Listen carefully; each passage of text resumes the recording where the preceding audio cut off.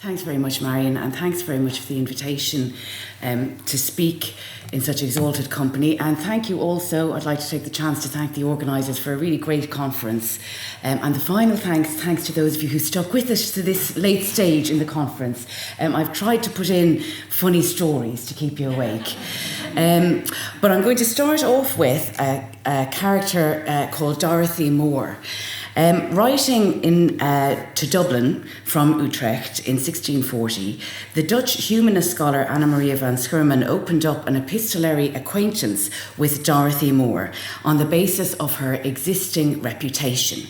She wrote, "I am delighted to have heard about you and your reputation. I thought that no clever woman had remained in England after the death of Jane Grey and Queen Elizabeth. So exalted company, but might offend some nationalist sensibilities. And I am determined, after hearing about you, to establish contact between us for the sake of wisdom and exchange of knowledge." Now, Moore, whose brother was Edward King, the subject of Milton's elegy Lycidas, was originally born king. She married Arthur Moore, the youngest son of Garrett Moore, the first Viscount of Drogheda, in the 1620s. Now, the question of how exactly she developed this reputation, one that stretched beyond Dublin, beyond Drogheda, even if associated with England rather than Ireland, over to Utrecht, is an intriguing question. Moore was included in a work published in 1639, Johann van Beverwijck's biobibliography of eminent women. I'll give it a go. Van den Vnemmenheit des vrouwelijken geslachts. So my apologies to any Dutch speakers in the room. It's a compilation of the kind that became more and more popular as the 17th century went on and as you go into the 18th century, a compilation of bibliography of eminent women, and this one on the excellence of the female sex. And Moore was included in this. She was one of the exemplar of excellent women. And this is a picture from the frontispiece, which I think is kind of interesting, given that you just got the single unique woman on the pedestal surrounded by men in the frontispiece. But the point of the book is meant to be enumerating the many, many examples of wonderful, excellent women. So interestingly going against the grain there in the frontispiece. So Moore was included in this, which was published in 1639. Carol Powell, whose brilliant book, The Republic of Women, has a chapter on Moore, speculates that Van Schurman initiated this contact on reports from her own mentor, the theologian Gisbertus Voetius, who was also based in the Low Countries. We now know much more about the ways that Moore was to go on to build and extend her intellectual reputation. She ultimately moved to London and then the Netherlands. She exploited the network and the scriptorium that was operated by Samuel Hartlib. But all of that information, all of the stuff that we know about how she extended her reputation occurred after this letter, after the letter that Van Schurman had written to her. So what I'm interested in really is how she had acquired, how she developed this reputation, a reputation that breached the boundaries of my talk. It's beyond early modern Ireland. And the paper, what I'm talking about today, really emerges from the work that I'm doing with the Research project. It started last year in July 2014. There's currently 6 members in the team, as well as myself. There's Evan Burke, who may still be here. He was here yesterday. And then 5 postdocs, Erin McCarthy, Felicity Maxwell, Emily Murphy, Sajed Chowdhury and Mark Empey, who's probably familiar to regular attendees of this conference. And we've got 3 new members starting in the next few weeks. Brona McShane, who's sitting up at the back here, Wes Hamrick and Joanna Cavernatu, who's going to be starting a PhD. Okay, so just in brief about the Research project and why it's got me thinking about reputation. It's fundamentally an evaluation of how women's writing was received and circulated in the early modern period in the English-speaking world. The key questions it's asking are: how did texts by early modern women circulate? What were the circumstances determining their transmission? Which female authors were read? So very basic questions. Which female authors were read? Who read them? How were they read? And then how did women build reputations as writers in the early modern period? And finally then trying to think about how that might be gendered. How did gender shape ideas about authorship in the period? And I think there's some very obvious ways in which these questions are informed by the kind of debates around public engagement that Jason and Mike and Brendan were talking about earlier on today. We have, as scholars operating in the current environment, we're increasingly pushed to think about measuring and quantifying intellectual impact. And those kinds of debates inform this project too, in terms of trying to think about what impact, in inverted commas, might mean in the early modern period and how it might be measured, how you might look at it from a larger scale, trying to get at the bigger picture in the period. So that's kind of where this question of reputation is stemming from. To become known requires either asserting a claim on one's own behalf or the circulation of second or third hand accounts of one's actions, one's roles, one's beliefs, one's positions. So what frameworks were available in early modern Ireland to those who were wishing to establish a reputation? And specifically here, what I'm talking about is frameworks that were available to those who were not movers and shakers. Okay, so those who weren't members of the elite.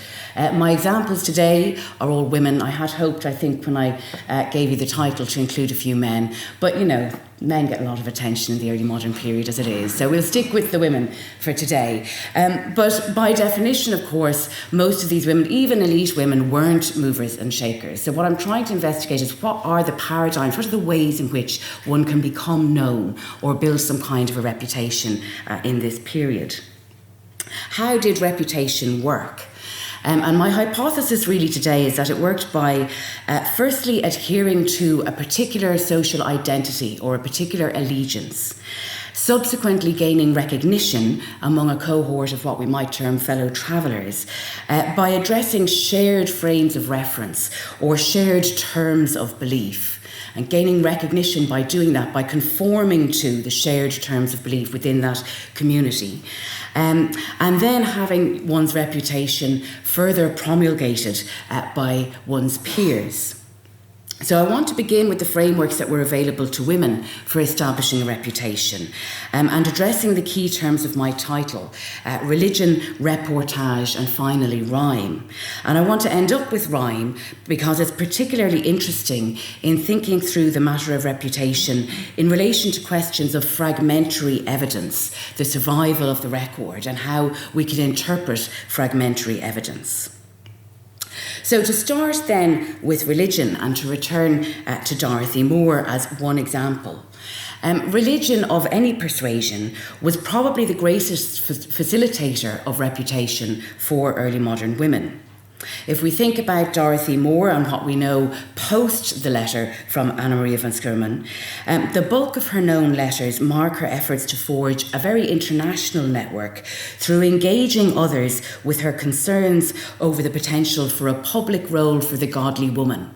So she starts writing she extends her epistolary acquaintanceship by writing to others to find out, this is one of her preoccupations, is how can I be of public service? How can I be of good? How can I have a public role as a godly woman, as a Protestant woman?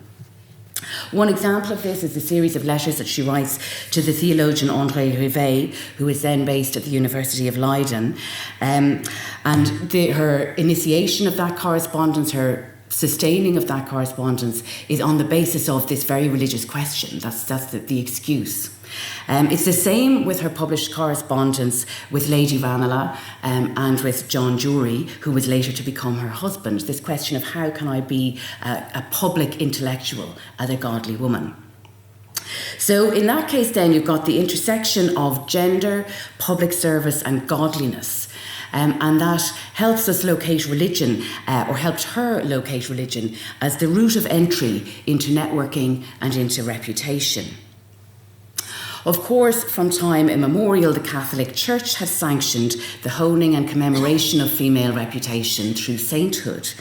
But the Counter-Reformation imperatives of the early modern period also facilitated the preservation of authorial reputations internationally and in translation across Europe. Probably the best Irish example, about whom I think I'm always speaking, is Mother Mary Bonaventure Brown, the Poor Clare, whose writing survives in her Chronicle of Irish Poor Clares, which currently exists in English translation in the Monastery of the Poor Clares in Galway, but also by report, and this is the reputation thing again, by report in a Franciscan bibliography of writings published in Madrid in 1732, in which the writer, the bibliographer, was trying to pull together the Franciscan families of writings, the Poor Clares being the sister order to the male Franciscans. And in this bibliography, Father Joana San Antonio describes 10 further works by Mary Bonaventure Brown of hagiography, theology, and history. There are numerous English examples of the Catholic Church facilitating female reputation in this kind of way. The large-scale martyrological history published by the Spanish Bishop of Tarazona, Diego de Yepes, the Historia Particular de la Persecución de Inglaterra, which was published in Madrid in 1599, includes Elizabeth Sanders's account of the Bridgetine nuns' expulsion from Sion Abbey in England and their travels across Europe.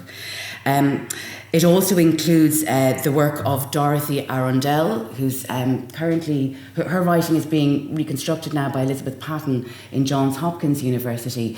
Arundel wrote an account of a martyred priest, Father John Cornelius, and that's translated into Spanish into Yepes's bibliography. It's also translated into Italian by Daniele Bartoli later in the 17th century, and Latin. It's reprinted in Jesuit martyrologies right into the 19th century.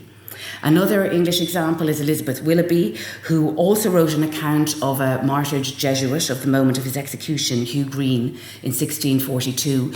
And within 3 years, that was being translated into Latin and circulated around Europe in this kind of another Jesuit martyrology.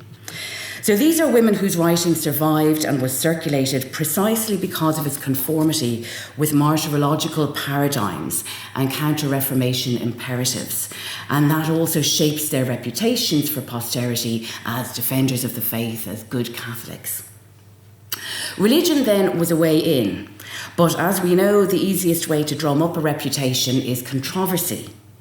Elizabeth Avery arrived in Ireland with her husband Timothy, a Cromwellian soldier, about 1651, already with a controversial reputation as a religious radical and a published author.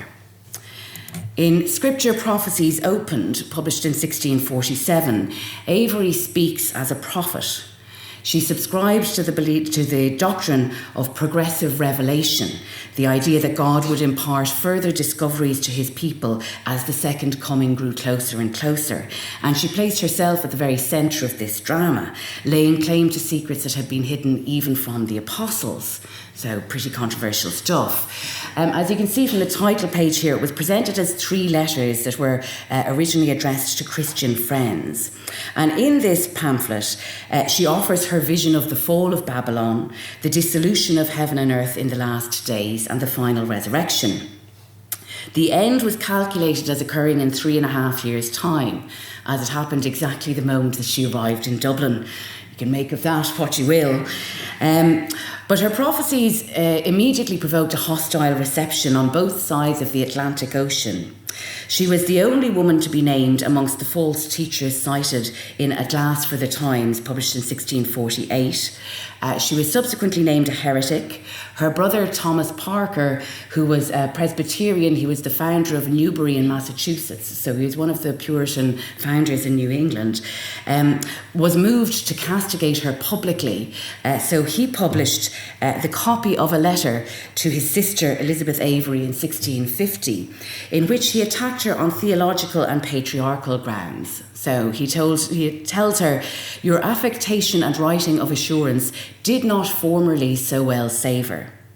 And your printing of a book beyond the custom of your sex doth rankly smell. But the exaltation of yourself in the way of your opinions is above all." So it's the seeking of recognition, it's the grasping for reputation, the exaltation of herself in the way of her opinions is what's the problem here. It's looking for an independent reputation. Now, this example, I think, emphasises the potential subversiveness of the female prophet's claim to experiential authority, but also the rigidity of the religious parameters determining good versus bad reputation. To adopt the shared terms of belief, the shared discursive paradigms, as Mother Brown did, as ultimately Dorothy Moore did, was to invite positive reputation, but their transgression, as with Avery, opened up opprobrium. Conformity with established parameters of identity in order to establish a positive reputation was also a matter of playing the game. Breaching those conventions could lead to very negative reputation, as with, for example, Warham St. Ledger's description of Eleanor Countess of Desmond as being as wicked a woman as ever was bred in Ireland, or Richard Bingham's depiction of Gráinne ní Mhaile as a notable traitoress and nurse to all rebellions in this province of Connacht. Now that brings me segueing into the question of reportage. For Desmond and ní Mhaile, it's the hostility of those who are reporting their actions, Warham St. Ledger, Richard Bingham, that proved toxic to their reputations. But the act of reporting in itself could generate a reputation. As in the case of Elizabeth Avery, when she came to Dublin in 1651, she joined John Rogers's independent congregation based at Christchurch. So we also have an account of her life amongst the many accounts of their lives that were produced by that independent congregation. The gathered churches, of course, encouraging people to frame their own life narrative in terms of the moments of salvation, of assurance of salvation. And I think that's a good example of that, the crossover between reportage and life writing or autobiography, what was to come to be autobiography. The predicate, the justification for asserting the self, for placing the self at the centre of a narrative is reportage. It's reporting how I came to be saved. So that kind of crossover, I think, becomes quite crucial to the very justifications for asserting the self in this period. That was especially the case for those who were new to early modern Ireland, who felt the need to explain to others what it was like. And we have various examples of this. One of the best known probably is Anne Fanshawe, who came to Ireland for just under a year with her husband Richard, the royalist and diplomat. And she wrote in 1676, kind of 25 years afterwards, she wrote a narrative which is an autobiography. It's also a biography of her husband. It's also a travel narrative because they travelled all across Europe. And it betrays this impulse toward reportage, toward establishing a reputation for oneself that's rooted in reportage as the excuse for asserting oneself. She gives us she records very striking anecdotes about her experiences as they crossed Ireland. The insurrection in Cork in support of Parliament, Lord Chancellor Roscommon's untimely death, ultimately their flight across Ireland to Galway to escape Cromwell's forces. But maybe a less well-known example would be someone like Susan Montgomery, who arrived in Ulster in 1606 with her husband George, who had been appointed Bishop of Derry, Raphoe and Clogher the previous February. Now, she arrived in Ulster not as the wife of a lowly New English settler, but as the spouse of a powerful official tasked with the redistribution of land. 9 of her letters home survive, and home was southwest England. 9 of her letters home survive in the correspondence relating to her brother-in-law, John Willoughby of Paynebury, Devon, which is now held at Somerset Record Office. And actually, that's a really interesting treasure trove, the materials relating to him in Somerset Record Office, because lots and lots of people emigrated from southwest England at this time, the late 16th, early 17th centuries, to Ireland. John Willoughby was the local magnate, so lots of them were writing back to him, telling him about how they got on. In fact, there was a salmon sent to him, which tells you something about the speed of early modern travel from Powell-na-Long, which is where the Southwells lived in County Cork, to his home in Devon, with the promise of many more if only he would support this fellow who's trying to set himself up as a planter. Anyway, so worth going to see the Willoughby papers in Somerset Record Office. Susan's letters chart the experiences of a settler wife, the extremes of optimism and anguish, and her persistent impulse to build community.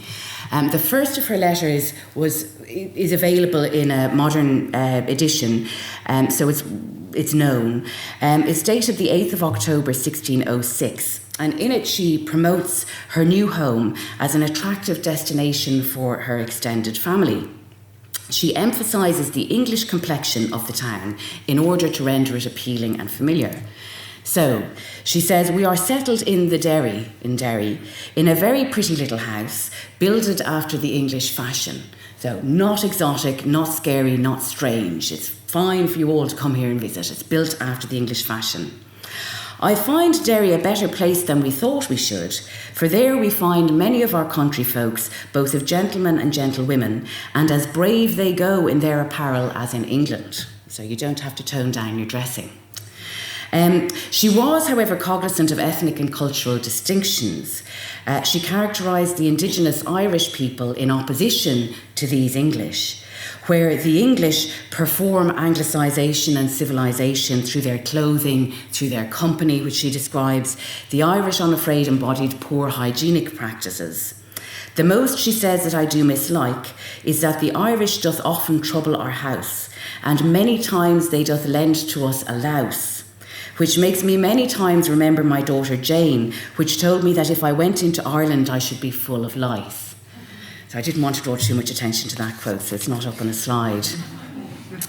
However, her experience of the plantation was not without suffering, despite this initial positive attitude, as is starkly evident from another letter to her sister and brother-in-law that's dated the 23rd of July, but without a year subscribed.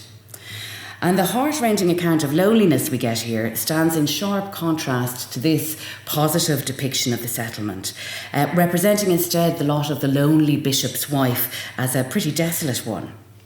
And in this case, reportage becomes complaint. The function of the reportage that becomes complaint is to secure support, and it's actually to alter her husband's reputation. She begins with a conventional assertion of her physical health and immediately contrasts that with her mental state. She says, though I am much discontented in mind, for that my lord makes so long stay in England, he hath almost made by a year since he went out of Ireland. So he's an important man. He's dumped her in Derry and left her there to travel with his work. She complains, I have had his company but on 3 weeks since Candlemas was 12 months. And she represents her plight via a series of contrasts. We get a very gendered sense of physical vulnerability by comparison to a neighbour who, she says, is happy that she hath her husband by her side always to defend her from her enemies. And we've got this sense of an insecure, then hostile environment that pervades the letter. She compares herself again. She says, neither have I received any letters from him since the 2nd of February, yet hath he written to others divers times, since which I take unkindly at his hand. She's actually, it turns out, being quite restrained in writing to complain or to articulate her distress. The last letter she'd received from him was written more than 5 months previously. And this, of course, amplifies the isolation. It also shows us that it's very much a premeditated bid to alter his reputation. She's waited 5 months. This is almost the last resort to complain to her sister and in-laws. And it's a very premeditated aim at her husband's reputation. She does, I have one quote from this here, she then turns it inward. So she complains outwardly and turns it inward as she castigates herself for her gullibility. She says, I was ready to come away, to go back to England, as my brother Alexander knows. There's a whole extended family based in and around Ulster. I was ready to come away as my brother Alexander knows, but I have many times been angry with myself since that I was such a fool to be ruled by him. He would needs persuade me that my lord was presently to come over. So the brother Alexander is constantly telling her he's on his way, he's on his way, he's on his way.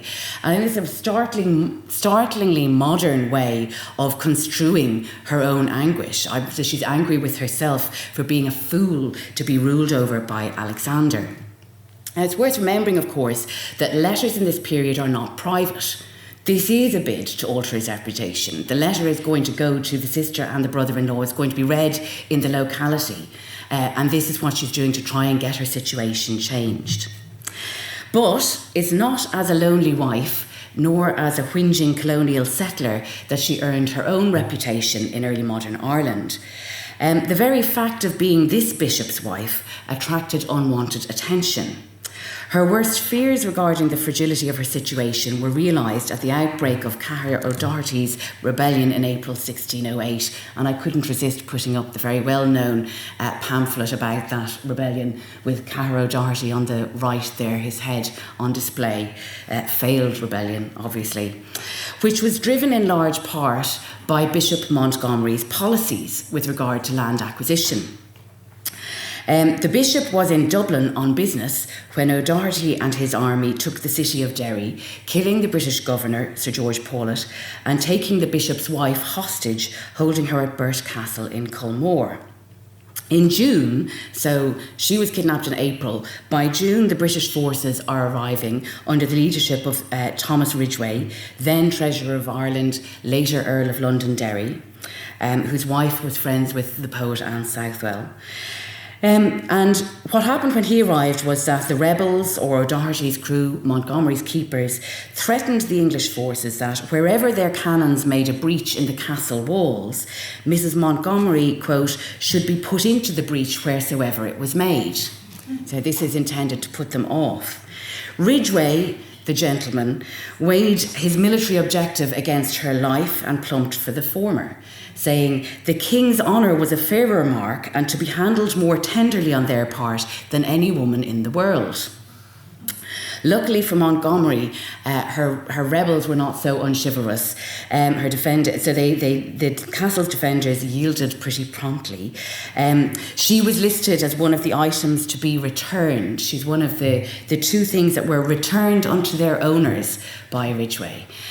So not perhaps the kind of reputation she might have wanted to establish. She ultimately stayed on in Ireland. She died in 1615 in Meath, to which bishopric her husband had been transferred in 1609.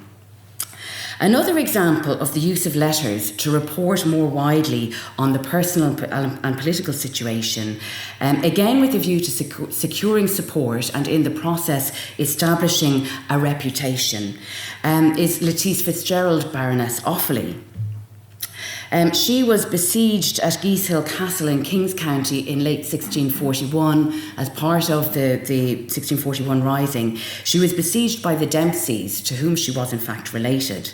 And what survive are their summonses and her siege letters in response to them, which insist on her own loyalty to the king, on her neighbourly track record, and on her innocence from any military aggression. They appeal to religious conscience and they draw on the trope of the vulnerable widow. But what Offaly did was she ensured maximum publicity by circulating these letters in the public domain.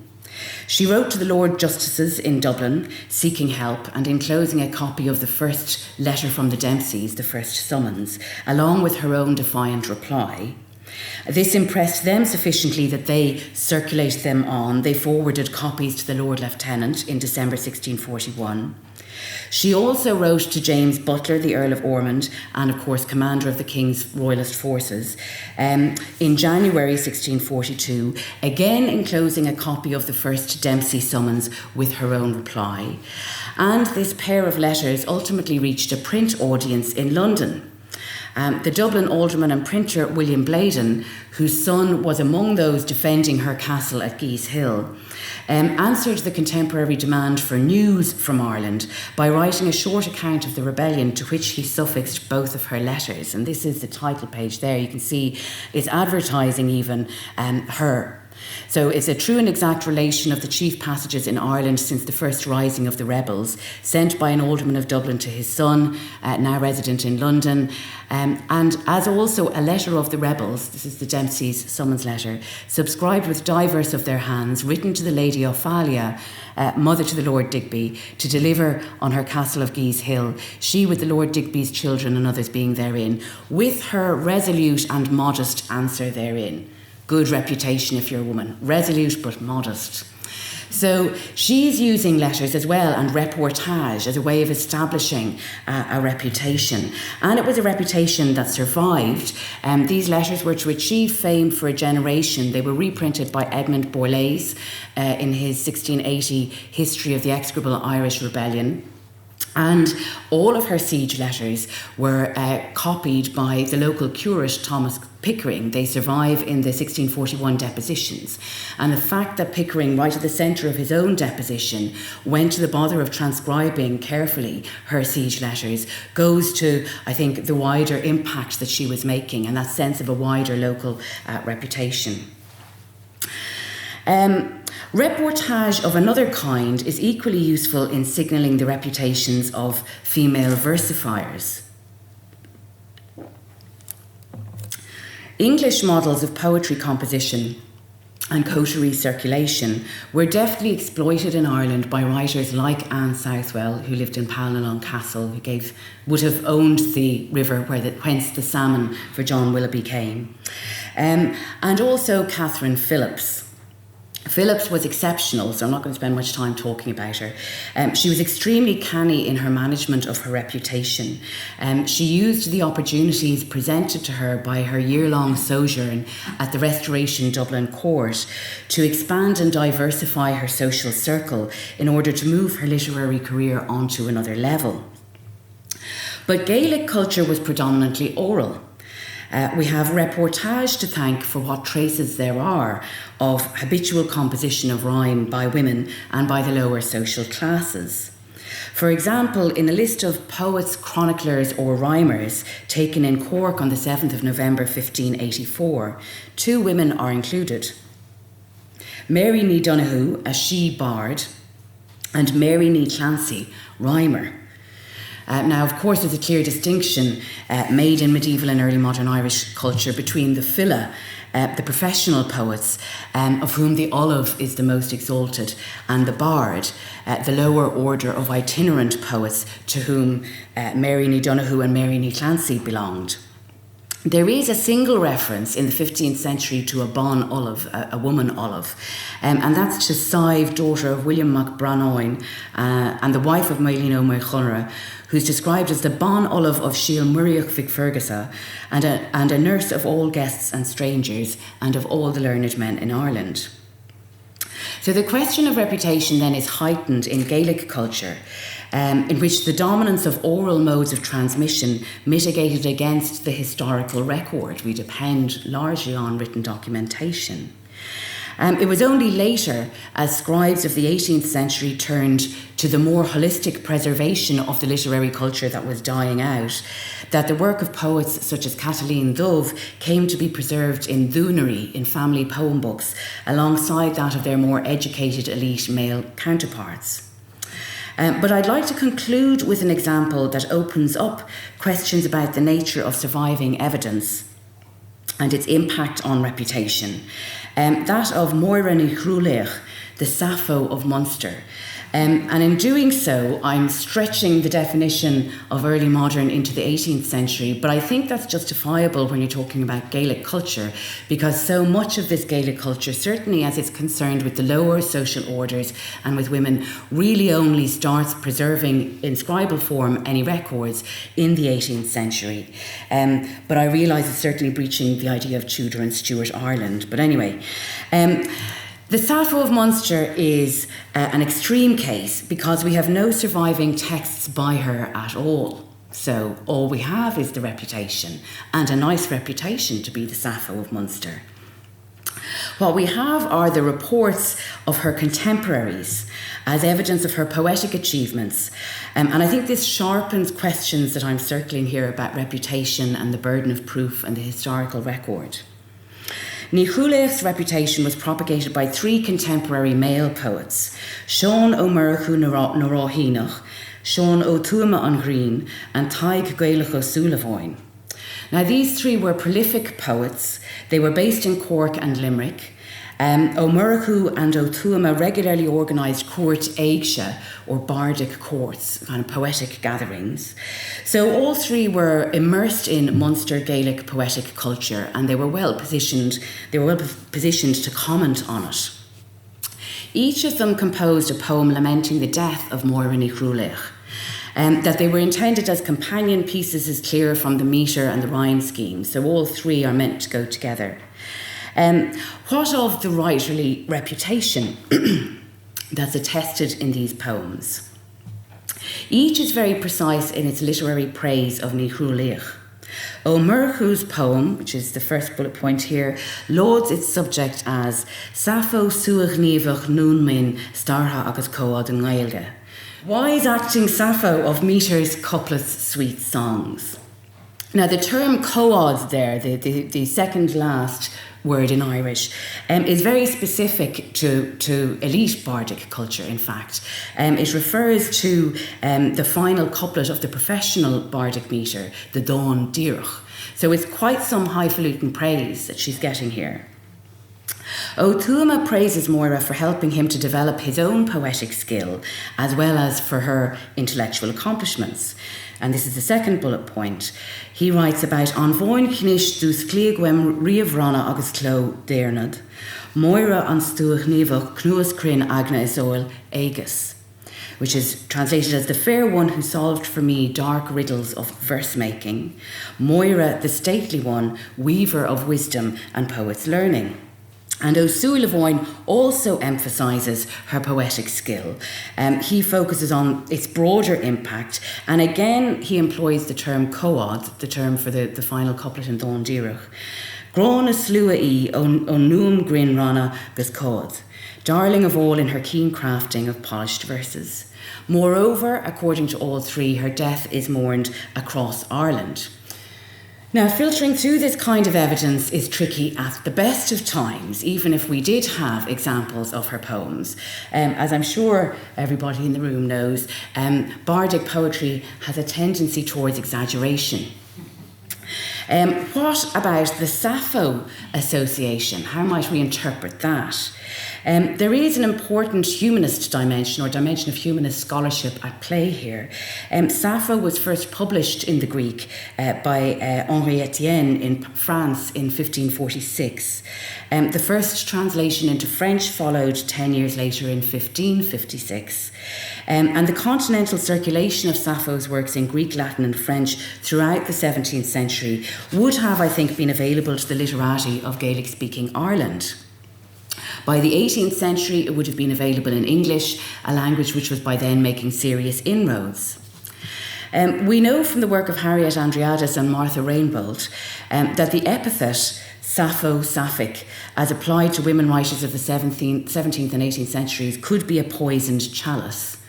On the one hand, to be in the line of Sappho connoted female poetic preeminence. On the other, it contained barbed assertions of sexual promiscuity, whether homosexual or heterosexual. It may be then that Ó Murchu's description of Moira ní Chrúlaich as Alla Gosoi is Phoenix, a phoenix, a virgin and a swan, is designed to preempt the more pejorative associations. We have Ó Tuama emphasising her annunciation to heaven, and Ó Sualainn representing her as surpassing various Irish mythical leaders. And these may also be contrived to try and counter the pejorative implications of being described as sapphic or being like Sappho. So the question is then, of course, how seriously should we take these poems? Are they evidence of real poetic achievement, or should they be interpreted as a literary joke, a literary exercise? In the absence of corroborating texts attributed to the female poet, we might be inclined to think the latter. However, her name and surname are invoked in the poems by Ó Murchu and Ó Sualainn. Ó Sualainn's concluding stanza gravely intones the date of her death. Seacht gé déag is éin na chim is trí fichiad ma áirim ó olin Chríos díga an rí go bás Moira ní Chrúlaich. 1701 and 60 as I calculate from the suffering of Christ the Divine King to the death of Moira ní Chrúlaich. The specification then of the name and the date of death might argue against the possibility that this is a literary game centred around an invented figure. But it's the impact of her death on the band of poets that most strongly suggests, I think, the sincerity of these elegies. The co-luadar, or poetic company, constructed through this trilogy of poems, is echoed in their collective lamentation, as described by O'Tuama, who says, "Don dóibh is uli is cruachnaim ceangal chlo céadfa, an bós leir fúdi win grin granas and gore glera." That death snatched from the poetic company its keen engraver has left our senses bound in black knots, has caused a cry of lamentation. So, how then do you substantiate a reputation when the reputation is all there is? It should probably be noted that Ní Chruailnigh is not the only Munster writer who is known only by reputation. A study of poets who had lived in the barony of Muskerry, County Cork, conducted in 1948, lists 17 poets for whom no work of poetry survives, of whom Ní Chruailnigh is the only female. The question of reputation, then, especially as applied to those of the early modern period who were not movers and shakers, such as women, turns out to lead inevitably towards contemplation of the nature of the survival of evidence and its interpretation. If we focus on reception rather than production, it offers us, I think, another way to frame this debate, where there might be a vacuum created by the lost text, in which I might yearn for proof of Moira Ní Chruailnigh's literary production. That might not matter at all for reception studies, where it's the quality of reception or the credibility of the reputation that count. From this perspective, the contexts for reception, the channels through which women's texts were read and their reputations disseminated, are central. The status of the sources shifts from reportage to being sites of investigation in themselves. They can yield information as to which networks and circumstances facilitated or encouraged authorial attributions to women, their preservation for posterity, and why. Rather than asking why these texts have gone missing, and the concomitant question of how that loss might be gendered, we could ask how the reputations of women writers have been preserved, which channels have enabled the transmission of records of female authorship and reception of their writings. So, my final slide. It was a miserable evening on Thursday in Galway, and I couldn't resist this bright blue summary picture of the Roman Fama, the goddess of fame, taken from the University of Dresden with the lovely blue sky behind it. So that maybe is a way of thinking about fame, reputation. How then do you drum up a reputation in early modern Ireland? Well, firstly, you use religion. Whether sincerely or insincerely, you use religion. That seems pretty clear. Secondly, you articulate experience. You engage in reportage. And of course, the reportage, the examples I've been talking about here, are all also about witnessing. This is one way to have your work preserved, to have your reputation preserved, if it's witnessing to something else, if it's reporting. So if it's witnessing to martyrdom in the case of the various Catholic religious writers, if it's witnessing to the loneliness of colonial life in the case of Susan Montgomery, if it's witnessing in the sense of resistance as a wife to the colonial experience, resistance as a besieged leader in the case of Lady Offaly, resistance as an independent-minded, godly woman who wants to be of public service, as in the case of Dorothy Moore, or resistance in the sense of being a religious controversialist like Elizabeth Avery. The other advice is to get yourself a good social network.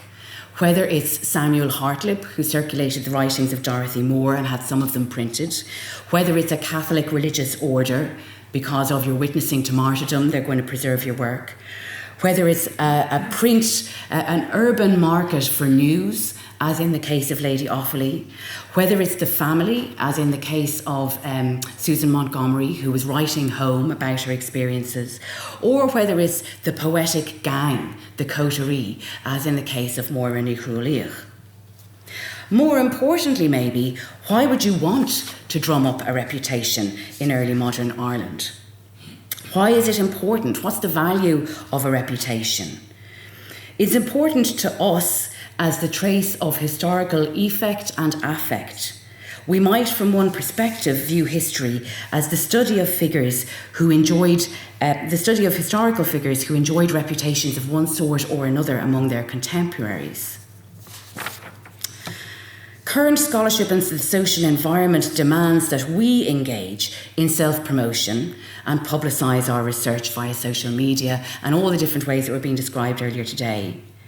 If we're measuring our own impact, shouldn't we also be measuring that of the historical figures we study? What about the question of intentionality and the debate around early modern subjectivity? We know that there's various debates and controversies over the exact moment of the emergence of subjectivity in the early modern period. So you've got the Burkhardian view that the Renaissance is all about the individual, the emergence of the moment of the individual.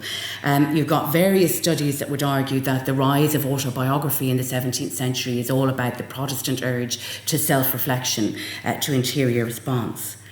Maybe not everybody wanted to get noticed. Maybe not everybody wanted to develop a reputation. But those that we early modernists write about are those who did. So maybe the real question should be how to drum up a reputation among Irish early modernists. Thank you.